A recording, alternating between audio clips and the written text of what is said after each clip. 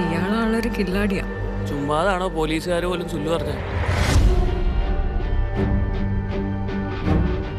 George കുട്ടി തന്നെയല്ലേ പറഞ്ഞത് പ്രശ്നങ്ങളൊക്കെ തീർന്നു, ഇനി പേടിക്കാനൊന്നുമില്ലെന്ന്.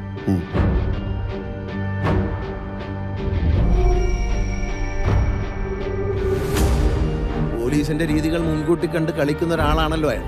അപ്പോ പോലീസുകാരും അയാളുടെ ഒരു ഫാനാണ്.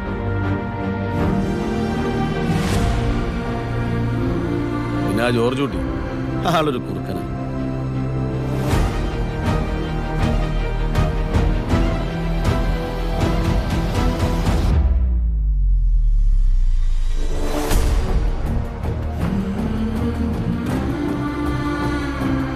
ഈ ആക്സിഡന്റ് കാര്യം എന്താ അവരോട് പറയാൻ പറ്റാത്തെ?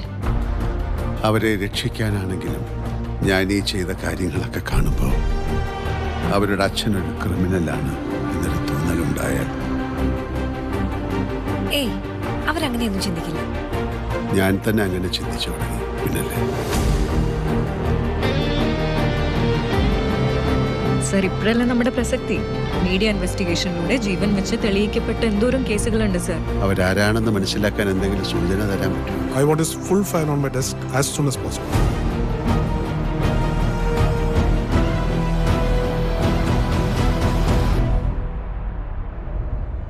ഇനി അങ്ങനെയൊന്നും ചിന്തിക്കണ്ട, എല്ലാം കഴിഞ്ഞില്ലേ?